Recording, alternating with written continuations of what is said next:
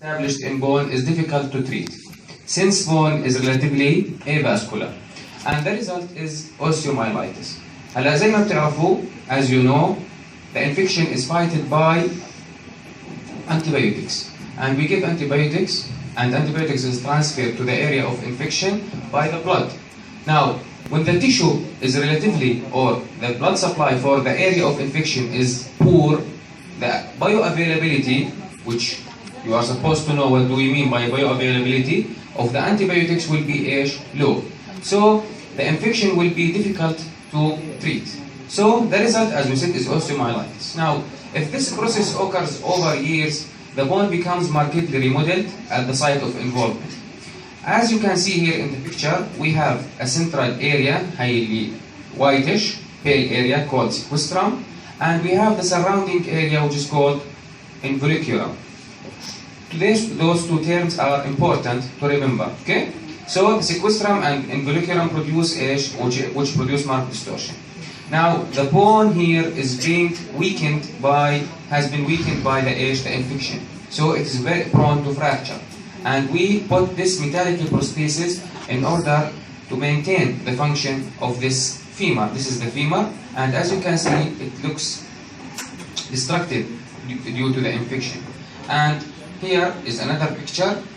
We remove the metallic prosthesis and we have this necrotic bone overlying it. So we put this in order to preserve the function of the bone.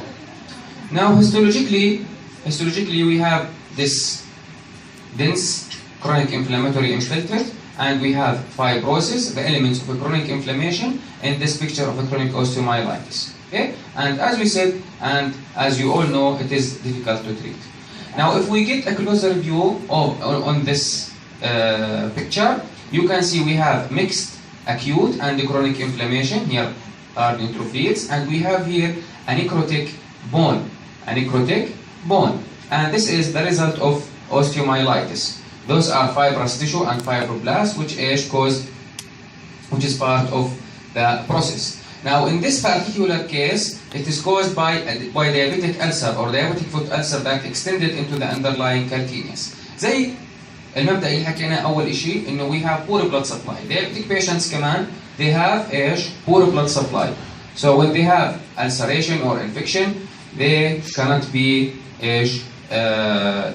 or the healing will be low and cause further and further destruction and going deep into the bone.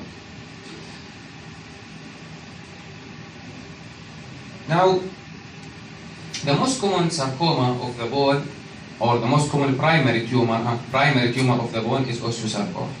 Now, here we have this mass extending from the cortex and obstructing the cortex and getting outside into the soft tissue. So we have eccentric tumor mass arising from the metaphyseal region. نتذكر دائما إنه osteosarcoma arise from the metaphysis. This is an osteosarcoma and called parosteal osteosarcoma. Now, these tumors most often occur in young persons. لو طلعنا هون كيف عرفنا إنه this patient is young? We have this epiphyseal plate. You know that this plate is responsible for growth, and it will ossify in older people. So now here the osteosarcoma then arise in the metaphyseal region and occur in young people. Another picture for osteosarcoma. This is the tumor eroding through the bone and extending into the soft tissue. So arising in the metaphysis of the upper tibia of the teenage boy, breaks through the bone cortex that extends into soft tissue.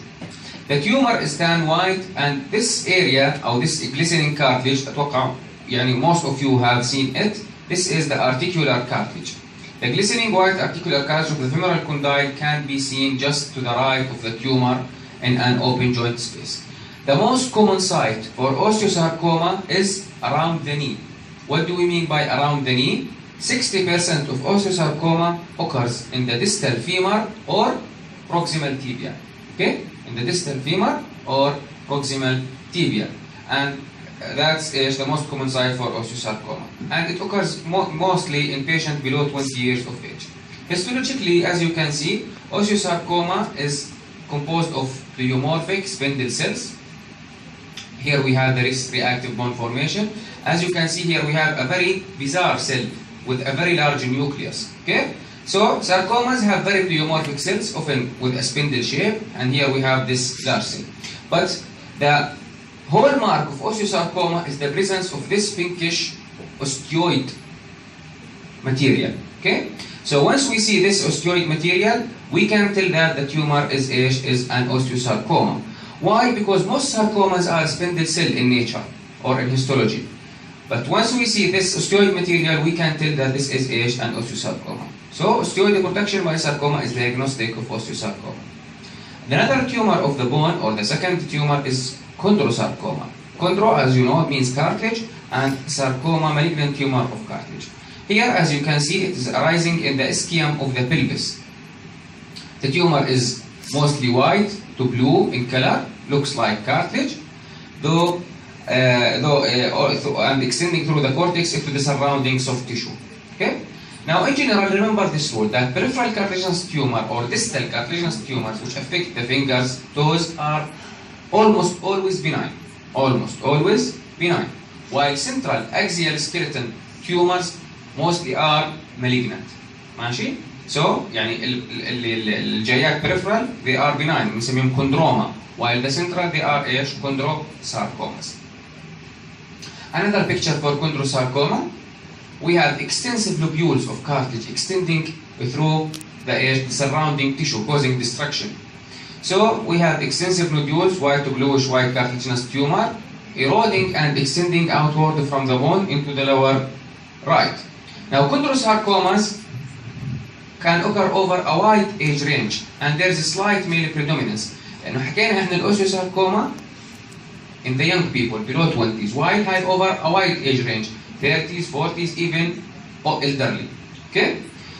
Many of them are slow growing with symptoms present for a decade or more, because most of them are low grade, and low grade tumors, as you all know, is slow growing and does not cause severe destruction and metastasis. Another picture for chondrosarcoma, this is the bluish area, and as you can see, if you look at the pointer, it is extending through the bony cortex, destructing and getting outside from the bone cortex. Now, this is a chondrosarcoma which has a predilection for involvement of metaphysis and diaphysis. Okay? Now, the cortex is thickened and eroded, but still we have little periosteal reaction. Histologically, as you can see, you can, if you know the normal histology of cartilage, you can recognize that this tissue was a cartilage, but you can see the haphazard arrangement, and you can see the prominent large nuclei, which are not normal to see in normal chondrocytes. So we have chondrocytes in clear space, but there is no order pattern, and at the bottom here of the picture, the cartilaginous cells are destructing this bone and invading it. So this is chondrosarcoma. If we look at higher view, you can see this large, bizarre nuclei in the chondrocytes, and they have no pattern of arrangement. Now, in general, chondrosarcomas occur over a wide age range than osteosarcoma, including older adults. The next tumor is called Ewing sarcoma. Now, Ewing sarcoma also one of the most common tumors that affect the bone, and it is characterized by, it arises in the diaphysis of long bones. Diaphysis of long bones, in contrast to metaphyseal predilection for osteo and chondrosarcomas. As you can see, here is the hemorrhagic tumor extending from the cortex and causing destruction of the bone. But here at the right, we have the remaining normal fatty marrow that is present normally in the bone marrow. Now we have a regular tan to red brown tumor mass breaking through the cortex. More normal fatty tissue is seen as the far right, as we said. Now, Ewing sarcoma is one of a group called small round blue cell tumors. Small round blue cell tumors, and it is characterized by the presence of intracytoplasmic glycogen. Intracytoplasmic glycogen. Now, we do a special stain called PS, which stands for periodic acid chip stain, to stain those intracytoplasmic glycogen material, which can give us a clue that this tumor is Ewing sarcoma. Now in general, if we talk about bone tumors, the most common bone tumor is secondary cancer or metastasis. حكينا the most common primary osteosarcoma, while the most common in general is secondary tumor. Okay? Now all bone metastasis comes from carcinomas, and the primary sites mostly are breast, prostate, kidney, thyroid, lung, and RCC. Those are mostly by descending order. Okay? And those tend to be osteolytic. What do we mean by osteolytic? They cause bone destruction. عشان هيك patients بيجوا بشيء اسمه احنا شو بنسميه pathologic fracture. صح؟ pathologic fracture. While prostatic adenocarcinomas بالذات they cause osteoblastic bone metastasis. They cause a new bone formation. Now histologically, if we take section from the secondary tumor, as you can see here, we have mature benign bone, and we have this infiltrate which composed of large epithelioid hyperchromatic cells. This is a metastatic ductal carcinoma of the breast. A metastatic ductal carcinoma of the breast infiltrating into the bone marrow or the bony tissue. There is a reactive new bone formation here, but this is totally benign. طلعوا على البون كيف شكله؟ lamellated. شو يعني lamellated? It has lines خطط. Okay? فايش هاي من النيتشر تاعي الماتشور بون.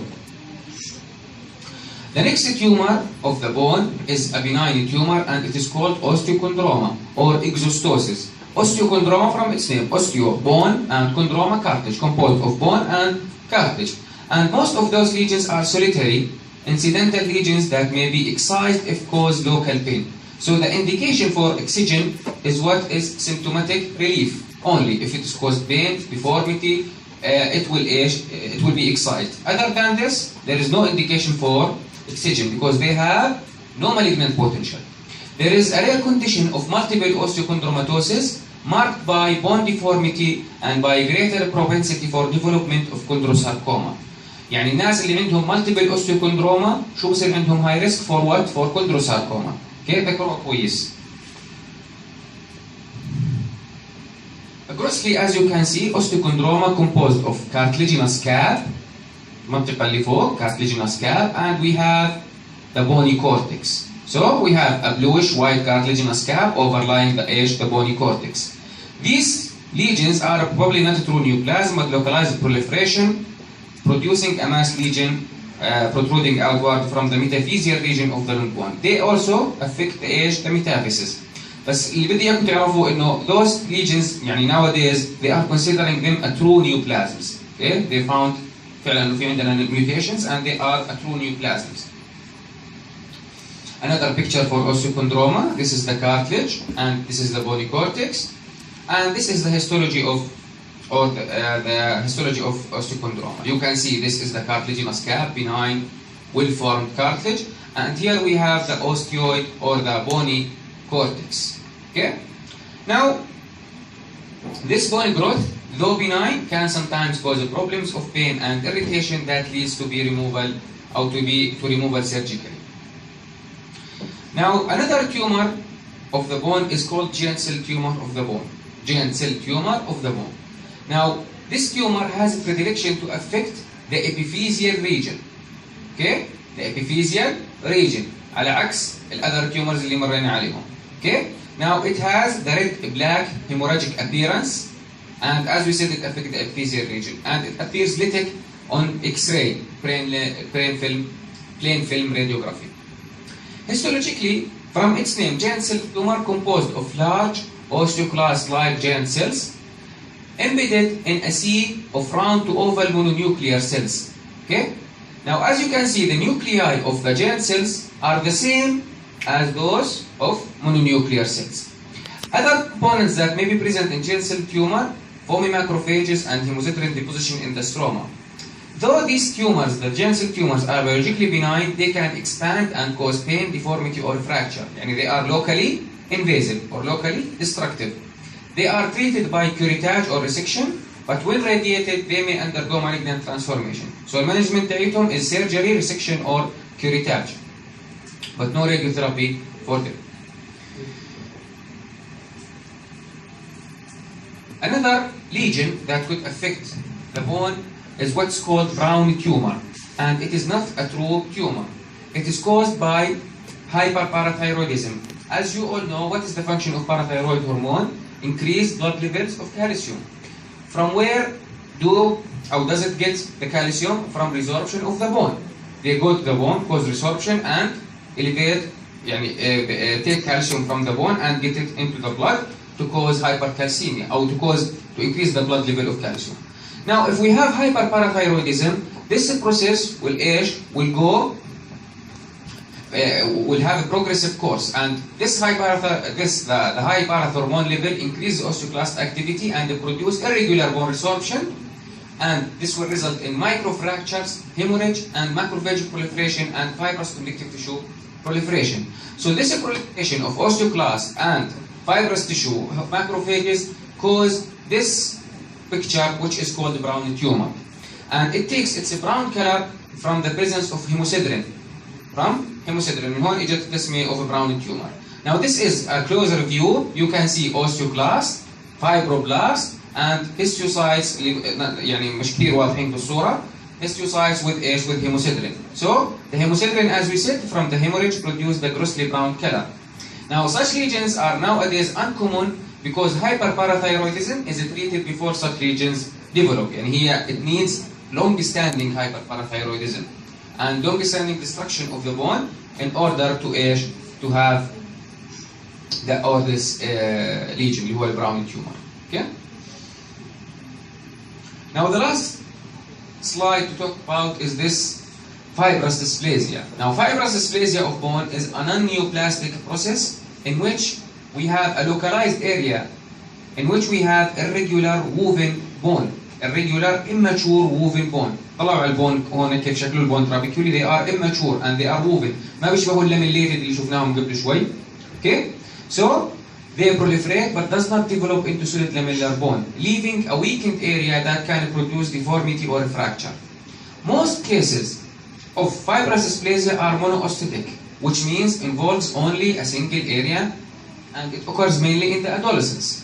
While we have another form which is called polyostotic, and it affects multiple areas and appears earlier in childhood. Some of the polyostotic conditions are syndromatic and associated with what is called Makuni-Albright syndrome.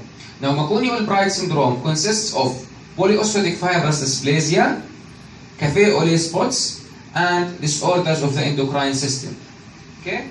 So, in the low power here, we have the bone trabeculae embedded in this dense cellular stroma, and here is a closer view. Here is a closer view. Now, those bone trabeculae are called sometimes Chinese letters. Chinese letters due to to the major or to the severe irregularity in their shape. Okay? هل عنده سؤال؟ يعطيكم العافية.